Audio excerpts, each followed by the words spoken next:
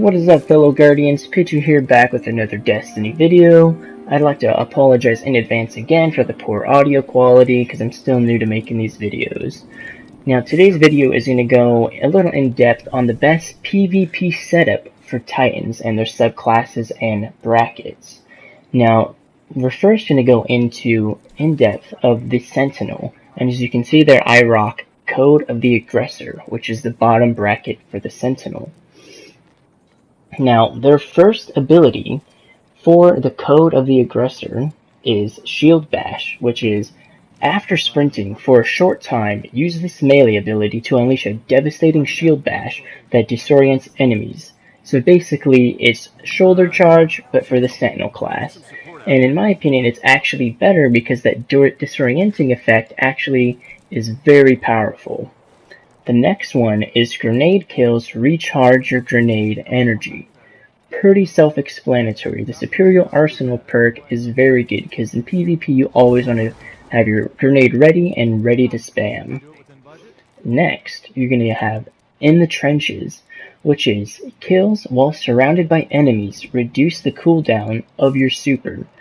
So basically you just are going to be able to get your super faster and be able to use it more often, which for PvP is always a must. The super is always a dominating force in PvP, the Crucible. Next is your second shield, which is the main reason why we take Code of the Aggressor. Gain an additional shield throw charge while Sentinel shield is active. You may not know this, but actually depending on where you hit them, the shield throw won't kill an enemy at full health. So having two available charges is almost guaranteed going to kill whoever you're going up against, and is always going to be viable. Pretty self-explanatory, and the main reason why we take this bracket of the Sentinel subclass. Now you don't really want to use the top one, because that one's more defensive and more for like strikes or raids, and in my opinion I'd still take the bottom one, because you don't really need these ones, like defensive strikes, you don't really need it. It's just the overshield, what you don't really need, because casting the super anyways, you can just pull up your shield. You don't need Rallying Force, just melee kills restore health for you and your allies. It's useful, but it's better to have the Shoulder Bash to do more damage. Your overshield from defensive strike lasts longer and increases the melee damage and reload speed. Again, don't really need it because the Shoulder Bash for this subclass is phenomenal. That's the one you're always going to want to have. In Lord of Dawn, you're in the Crucible, you don't need a defensive super. We've dealt with that for 3 years. It's about time we get something a little more aggressive, and that's where we're going to take Code of the Aggressor. For your jump ability, I prefer High Lift just to get a little bit higher in the air so you have a bit more aerial view as to where to throw your shields, especially because you get 2 of them, so you'll be able to throw both of them before you land on the ground. And I don't ever use Rally Barricade on any of my subclasses just because you can get headshots still while ducking under it and grenades can go through. It's just not that good. It's better to use the other one. It could easily block off doors, and if you really need to shoot, you can just walk through it, fire off a couple shots, step back, keep yourself safe. For grenades, I wouldn't suggest magnetic grenades, so it's up to you. Just realize that unlike in Destiny 1, when they stick, they actually won't insta-kill the enemy when they explode. Now the one I prefer to use is the Suppressor grenade, because, well, an exploding grenade that prevents enemies from using abilities for a short time sounds pretty overpowered, and it's definitely the Sentinel subclass's best grenade for Crucible, hands down.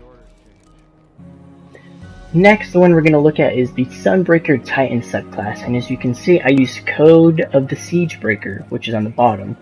The first perk is Mortar Blast. Strike an enemy with this melee ability to release a solar explosion, setting nearby enemies on fire. So this is going to help you win a lot more melee battles just because they will burn to death over time. It will give you dot damage. The second one is Sol Invictus. Solar ability kills restore your health. Grenade and melee abilities kills leave a deadly sunspot in their wake. And the whole point of this bracket is to make those sunspots, and getting the health when getting a solar kill is going to help in PvP as well.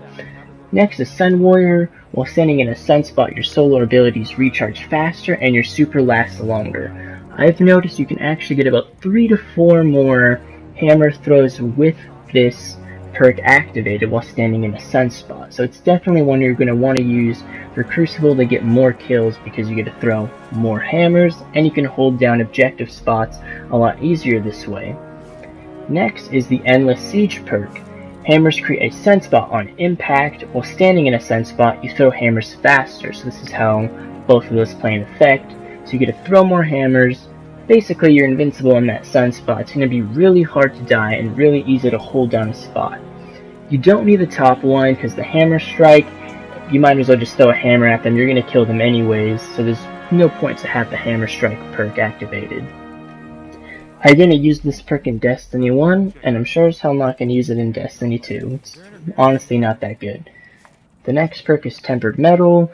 Solar ability kills grant you and your nearby allies bonus movement and reload speed. It's helpful, but it's honestly not that good compared to the other perks you can get in Code of the Siegebreakers.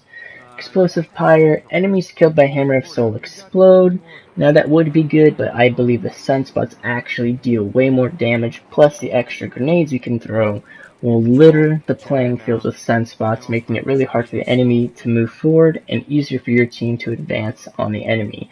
So this one, as good as it sounds, it's not that good compared to what you get from the other benefits of Code of the Siegebreaker. Last one's Vulcan's Rage. Hammers shatter into explosive molten embers on impact. So it's still good, but overall, the overall benefits you get from the sunspots just easily outclass this top bracket of the Sunbreaker. So for sure, Code of the Siegebreakers, if you're a Sunbreaker main in Crucible, the bottom one is definitely the bracket you're going to want to go. Now I like to use the Strafe lift. Now you could use the other higher jump as well, but that's really up to you. I just like this one to strafe around corners and easily get a hammer throw and then dip back to the other side. Honestly, you can use any of the 2 jumps, but I suggest you don't really use the catapult. It's pretty outclassed compared to the other 2 jumps, and they really aren't needed. And as of course, for your shield barrier, always take the one that's the higher one, the towering barricade. It's just the overall better option. Now for grenades, I use Thermite grenades just because it's more tactical. It doesn't necessarily do the most damage, but if there's an enemy down a corridor or a hall, or you need to hold down an objective or puppy guard someone else's revive, then that one is definitely going to be your best one. And maybe if they bring back the Armin Serum, you can get 2 of those, and having 2 grenades in any subclass is going to be good. Now just like for the Sentinel subclass, the Fusion Grenade, when it sticks, it actually doesn't insta-kill the target, so just beware of that if you're going to use that one. So I just suggest using Thermite because it's a more tactical grenade for this subclass. Now the next subclass we're going to take a look at is my personal favorite, the Striker Titan subclass. Been a Striker Titan since day 1 of the first Destiny beta. Now the grenade you're going to want to use is the Pulse Grenade, which is the main factor for using the top bracket, and in my opinion the Pulse Grenade is the best grenade out of the Titan, Hunter, and Warlock subclasses. On the first perk you get a Seismic Strike.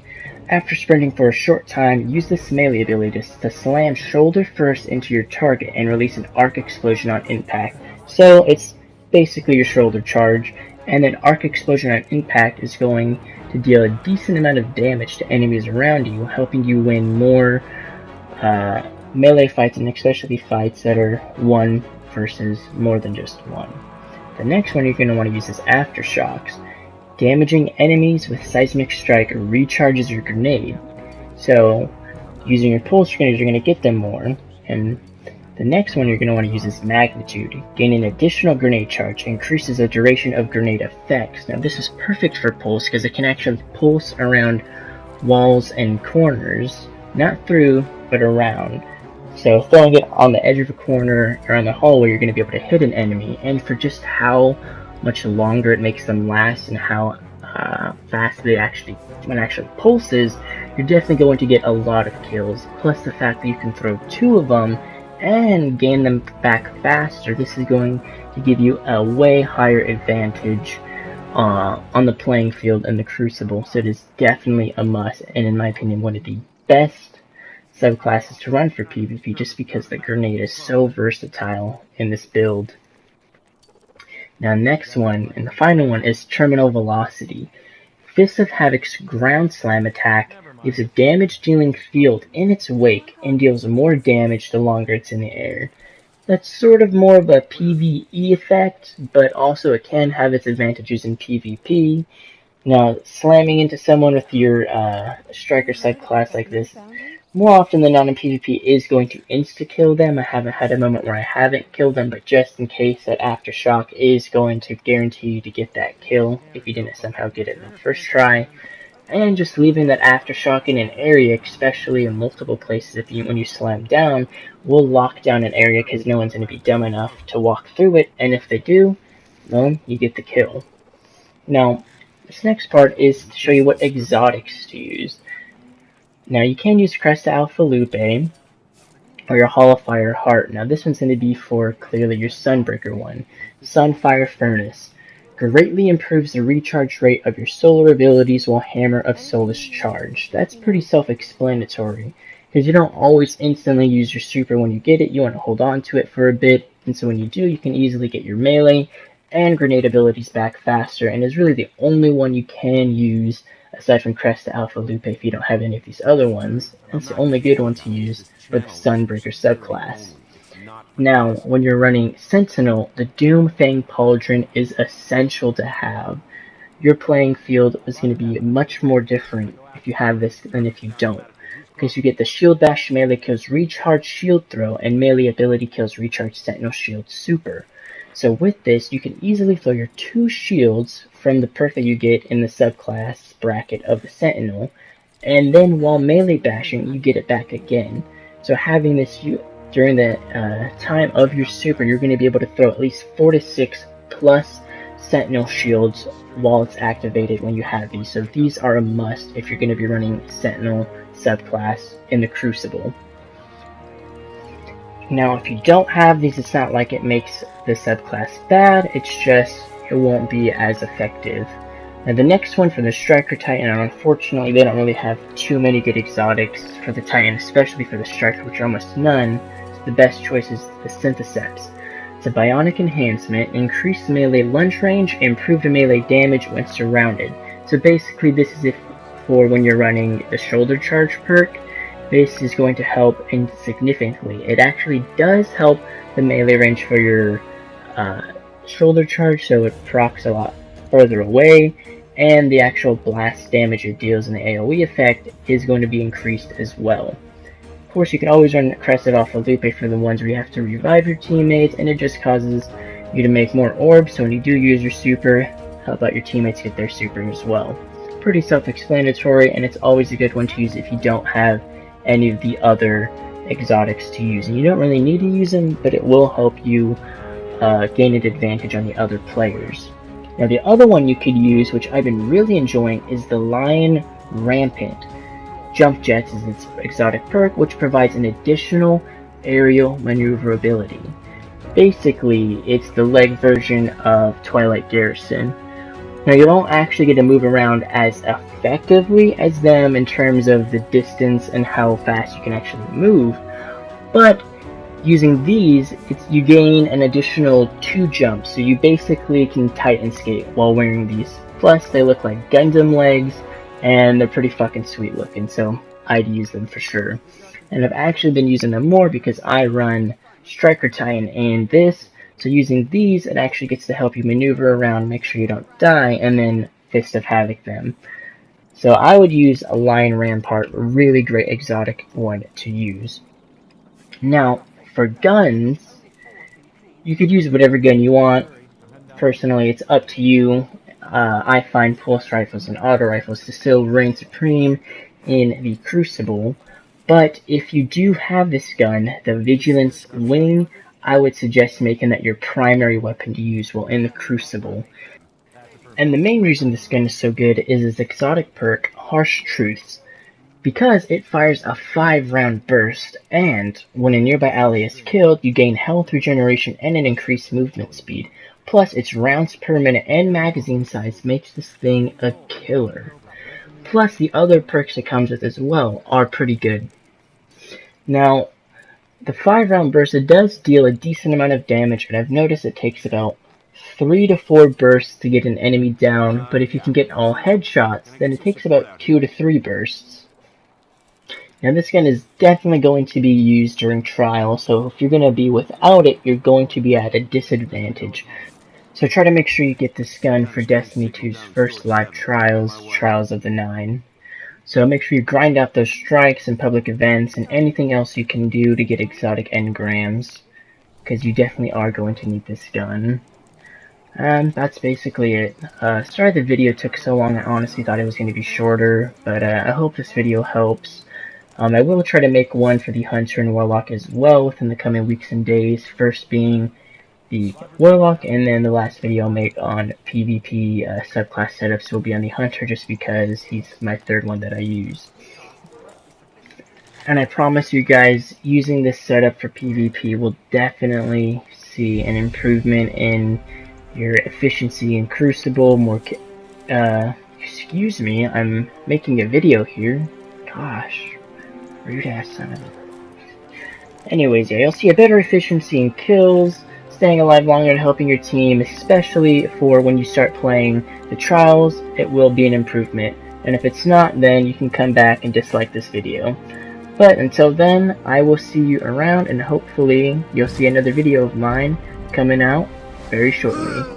Till then, enjoy your day, and I hope you guys are grinding and enjoying Destiny 2 to the fullest.